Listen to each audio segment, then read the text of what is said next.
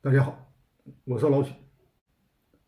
上一期我给大家介绍了国内那个杂牌的那个自动扣的皮带，这期我接着再给大家介绍一款国内名牌的皮带。大家看一下这个皮带系了1年多，出现什么效果呢？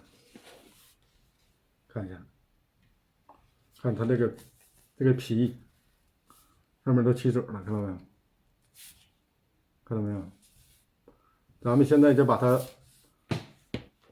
拆开，看看里面是什么结构，什么材质。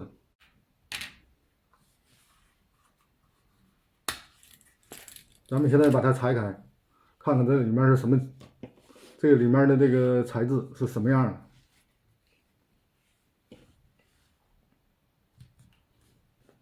这个带扣是上螺丝的，不好往下拆，我直接就给它裁断了。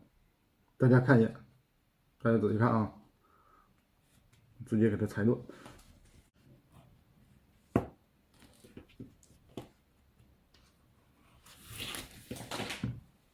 看看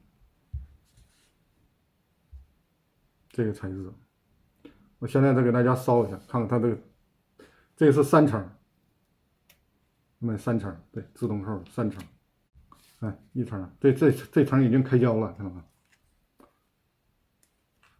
下面这层也开胶了，看到没？就中间1层。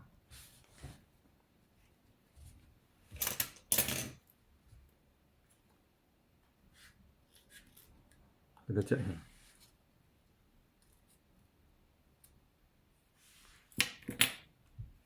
哦，这是上面这个上面表皮，咱们看看什么效果。大家看到了那个剧烈的燃烧，这是表皮，这个是背面的材质。咱们再烧一下，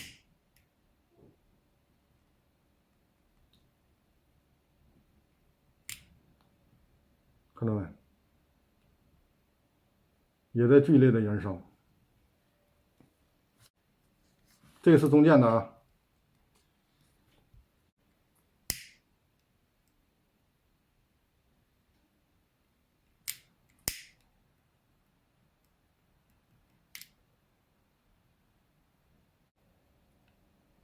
中间那个不怎么烧。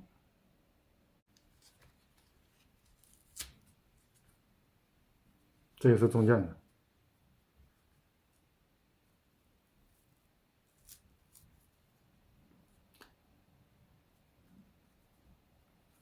中间的是皮箱子。还是那句话，不看广告，看疗效。